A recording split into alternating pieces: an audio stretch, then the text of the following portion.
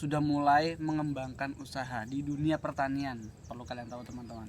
Jadi aku mau tanya nih, motivasi. Ya, kita berbicara tentang motivasi nih. Terus untuk masalah kendala, kendala ini aku kalau di dunia pertanian memang kendala ya pasti yang pertama adalah kepercayaan ya, tingkat kepercayaan, terutama keluarga. Kita membangun kepercayaan ke orang lain itu, apalagi di desa, aku di desa sulit. Karena apa? Karena mereka hanya melihat, mereka itu nggak mau, mereka melihat hasil, nggak mau melihat proses.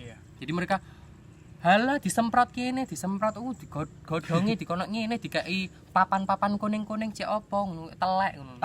Kesel ya, kadang itu kesel ya, tapi ya bodo amat dah. Mereka akan tahu ketika, mereka akan paham ketika melihat hasil dari kita. Nah, setelah aku kan udah mulai terjun itu, kalau memang terjun ya, aku suka di dunia pertanian udah semester 3. Di semester 7 itu aku mulai terjun. Mulai proposal itu aku mulai terjun ke lahan. Jadi lahanku sudah mulai tak rubah sedikit demi sedikit ke budidaya sehat. Karena waktu itu juga tuntutan penelitian tuntutan juga. Penelitian. Jadi aku kebetulan penelitian di hama. Jadi aku di hama. Tapi aku lebih ke bakteri, jadi gitu kan. Jadi itu memberikan keyakinan sama petani atau keluarga dulu lah. Keluarga aku masih belum percaya waktu itu. Nah sekarang keluarga aku sangat-sangat amat mendukung karena sudah tahu, oh ternyata kayak gini. Dan emang aku merejus kayak penggunaan pupuk itu bener-bener tak atur. Kalau petani dulu enggak, bahkan dulu, sekarang aja itu masih banyak. Ya masih kayak pupuk dasar atau susulan gitu ya. Pertama itu masih seenaknya. Bahkan mereka itu nggak tahu kayak Ponska itu loh. Ponska itu kan sebenarnya NPK kan.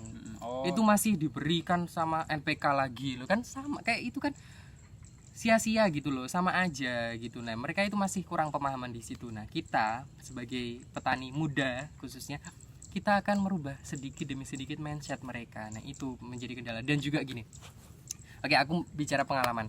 Kemarin itu aku ada seseorang ya bilang gini, Riz, ini seseorang ya amat sangat saya hormati sih sebenarnya, bilang gini, Riz, ya lahanmu gitu kan, ya apa lahanmu, ya nggak apa-apa sih, maksudnya alhamdulillah baik, menguntungkan tah kayak gitu loh, bener-bener menguntungkan ya. Maksudnya dia itu sebagai public figure, menurutku public figure yang beliau ini saya hormati, harusnya kan dia itu memberikan semangat atau apa gitu kan untuk aku. Pokoknya bilangnya gini, emang menguntungkan kata panen kemarin dapat berapa, ya kan maksudku ya, meskipun aku nggak menguntungkan ya, oke ya, kita dunia pertanian meskipun kita nggak menguntungkan, tapi itu di hati bener-bener bersyukur dapat kayak gitu tuh, bersyukur. Istilahnya apa ya, waktu itu bener-bener aku mangkel karena aku, ya ampun, beliau ini adalah public figure yang amat saya hormati, tapi beliau tidak memberikan semangat gitu loh. Ya harusnya kan, ya ampun, iya loh kamu sudah terjun di dunia pertanian, keren banget. Ya aku nggak mau disanjung, aku nggak butuh sanjunganmu. Maksudnya paling tidak memberikan semangat gitu loh sama anaknya lah gitu. Pokoknya kayak gitu sih. Banyak yang masih meragukan itu banyak. Cuman ini sudah mulai, alhamdulillah, ini petani-petani sekitar sudah mulai, oh bener jarine Aris, oh bener gini. Ya aku nggak mau kayak gitu, cuma aku pengen sedikit menyadarkan ternyata memang petani desa itu masih susah untuk diganti atau untuk dirubah sedikit demi sedikit, dibuka mindsetnya bahwa pertanian itu sebenarnya bisa dikurangi. Misalnya kita oke lah, panen kita nggak dapat, misalnya pemasaran masih belum, paling tidak kita mengurangi biaya produksi. Otomatis kita untungnya nanti kan dapat kan, maksudnya bisa dilihat gitu loh untungnya. Lah kalau kita biaya produksi udah tinggi terus dapat harga penjualan sekian, ya udah terima aja. Gimana sih, aku bingung. Pokoknya gitulah. Pokoknya di dunia pertanian itu sebenarnya kompleks sih, permasalahan itu kompleks, kendala itu masih kompleks, banyak banget. Cuma ya kita harus gimana sebagai petani muda ini, ayo kita cari celah lagi, cari peluang lagi di sini. Oh misalkan metode ini salah karena kita orang berpendidikan lah istilahnya, kita berpendidikan, ya gimana caranya kita cari metode lain yang lebih efektif atau yang lebih murah misalkan di skala petani, sehingga petani itu mampu untuk mencontoh gitu sih. Iya nggak sih?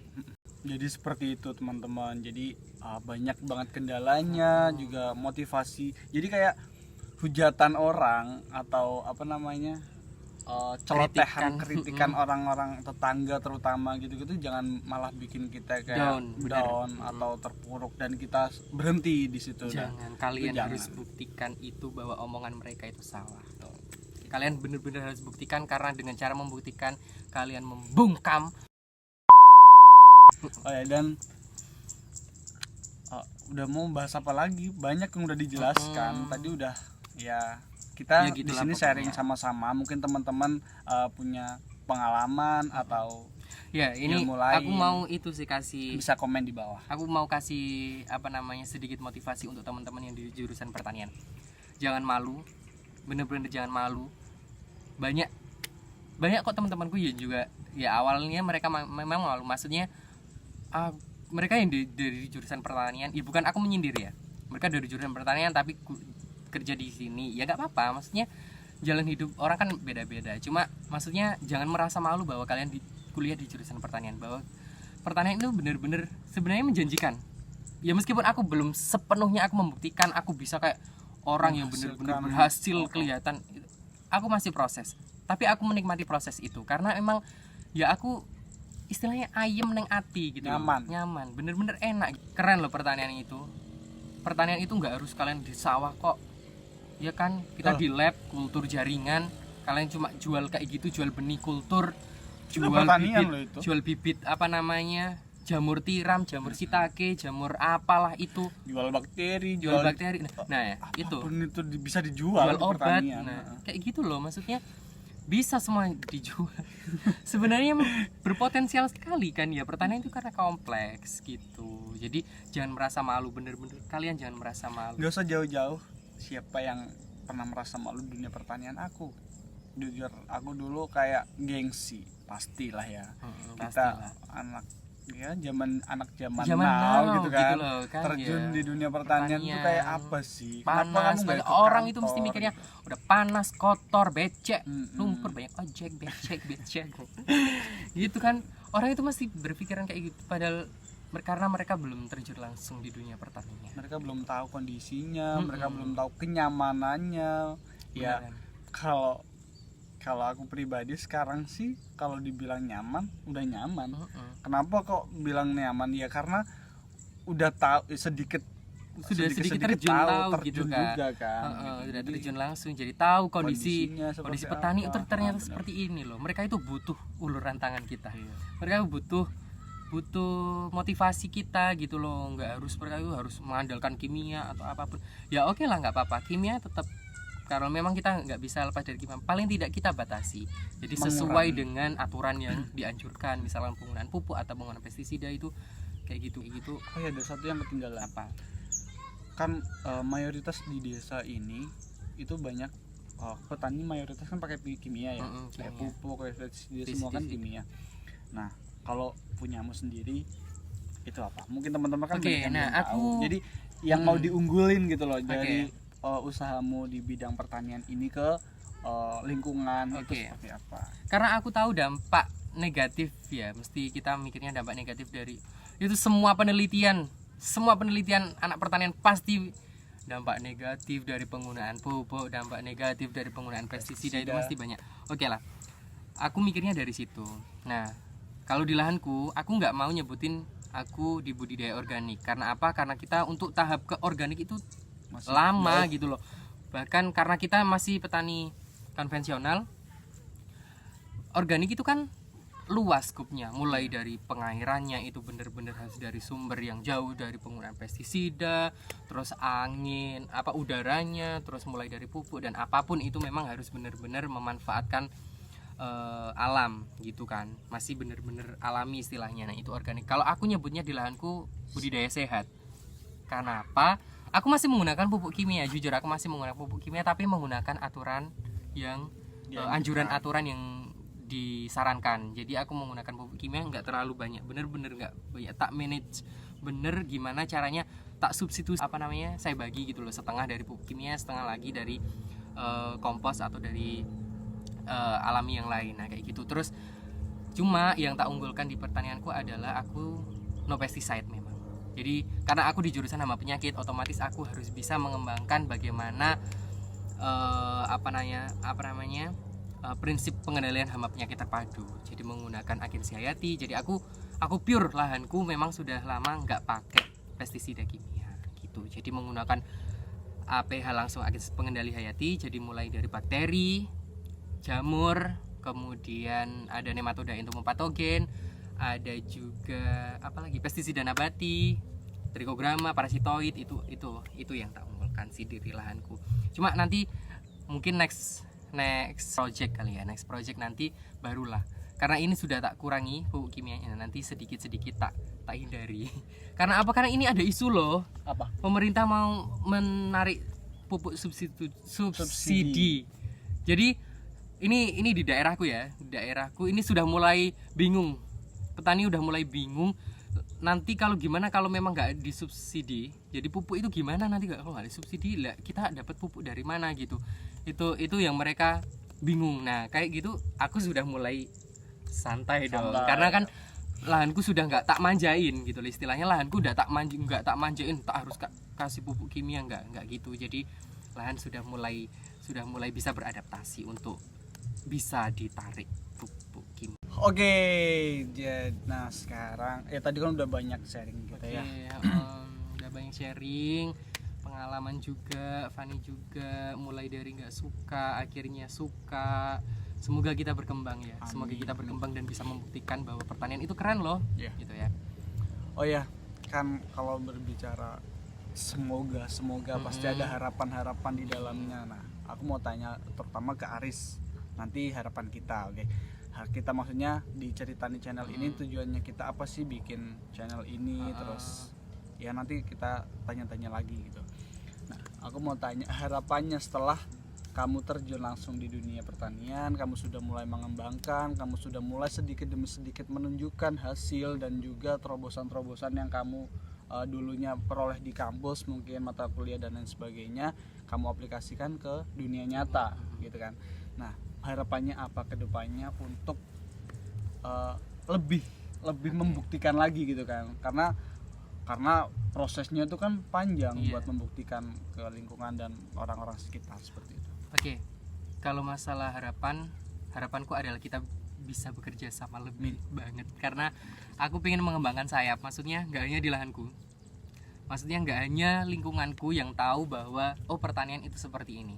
Aku pengen di lahan atau di lingkungannya Fani juga beranggapan seperti itu. Jadi pertanian itu ternyata gini ya, maksudnya banyak metode, misalkan untuk pengendalian itu banyak gitu loh. Nggak harus semua itu langsung dihantam sama pupuk kimia, dihantam sama pestisida kimia atau apa, kan masih kayak gitu ya, lingkunganmu juga masih kayak gitu kan. Nah aku pengen, harapanku jadi nanti itu bisa mengembangkan sayap lagi, terus petani sudah mulai proaktif untuk ikut mengembangkan. Jadi aku pengen, aku kan punya lab di rumah, itu punya lab. Nah aku pengen itu berkembang lagi, syukur-syukur nanti bisa menjadi pelopor kelompok tani yang istilahnya yang sehat gitu loh. Yang kita terus berinovasi. Aku pengen terus berinovasi, terus cari terobosan-terobosan baru sehingga petani itu lebih tertarik sama konsep pertanian yang aku impikan gitu loh. Konsep pertanian yang kita impikan ya kan kita butuh tanaman yang sehat, kita butuh sama pangan yang sehat. Otomatis ya kita rubah mulai dari teknik budidaya. Gimana cara kita teknik budidaya itu yang sehat gitu. Nah aku pengen kayak gitu, nanti bisa berkembang ke Fani, bisa berkembang ke yang manapun, sehingga petani semua tidak tergantung sama pemerintah dan mengandalkan subsidi atau apapun itu. Harapanku pengen kayak gitu sih, karena harapannya pasti pengen petani itu bangkit sendiri petani gitu itu jangan ketergantungan gitu. Karena kalau ketergantungan ya kayak gitu, ketika baru ada isu ditarik aja udah heboh, mereka sudah bingung gitu. Jadi aku pengen kayak gitu, dan semoga bisa bener-bener berbisnis di dunia pertanian. Pengen, sudah banyak contohnya, banyak banget di Jawa Timur, banyak banget yang mereka bisnis di dunia pertanian dan sukses. Nah aku pengen kayak gitu. Doakan teman-teman ya, kita sama saling mendoakan ya, semoga kalian juga seperti itu. Misalkan kalian memang terjun di pekerjaan yang kalian geluti sekarang, semoga itu sukses dan barokah, amin. Oke teman-teman, jadi itu tadi sedikit curahan hati gitu kan ya. Curahan Curhatan hati kita. seorang anak Petani. pertanian. Kita harus bangga pokoknya sama kemampuan kita, jangan malu. Dah itu pokoknya ya, itu adalah sedikit perbincangan di video kita kali ini. Dan sebelumnya kita mohon maaf karena memang bawaan kita Di seperti bawaan ini. kayak gitu. Jadi ya udah ini aku jadi iya. ya semua. Jadi kalian jangan menganggap ya, mungkin kan banyak orang kan beda-beda, ada yang menganggap berlebihan lah atau mungkin sok-sokan atau gimana. Bener loh, kemarin itu ada petani yang ngejek Terus aku. aja terus. Petani ngejek, gawe apa ngene-ngene terus ternyata lo kemarin itu minta, "Riz, itu po aku yo gelem lah digawekno obat-obat nuku, kok didol aku gelem kok nuku." Kamera depannya rusak ya, Kak. Ya Allah, mangkane talaya lambeku, ya Allah, mulut itu Mulutmu dijaga. adalah Harimau. itumu. Iya pokoknya itu Pokoknya. sudah panjang ini durasinya, jangan bosan nggak apa-apa karena ini ya sharing Ya mungkin share teman-teman to care. mungkin teman-teman punya pengalaman atau punya kalian punya masukan unek-unek deh, atau nggak apa-apa. unek-unek apa, kalian bisa komen di Komen bawah di atau bawah. mungkin kalian minta kita buat sharing tentang apa lagi tentang gitu. apa lagi Insya Allah kalau kita ada waktu lagi buat bikin ini, kita bakal kasih ilmu apapun yang kita punya. Insya apapun Allah yang ya. kita punya akan kita bagi. Wes, Ya, memang gratis. Kita nggak intinya jangan menganggap kalau video kita kali ini mungkin kita berbicara Sombong, terlalu sombong, sok-sokan. sosokan dan sebagainya. Kita nggak, Nggak. maksud kita buat video ini cuma buat sharing. Saling belajar, intinya itu. Saling berbagi dan saling ya ini loh pengalaman. Iya, kayak pengalaman. gini. Kita sharing pengalaman, kita Pengalaman itu curhat penting. gitu intinya, guys. Betul sekali. Dan lihatlah kita lo backgroundnya bagus sekali. Tuh. Oke. Ya gitu. Oh ya, next video mungkin kalian bisa komen di bawah, di komen. Oke. Jangan lupa buat like, comment, and subscribe.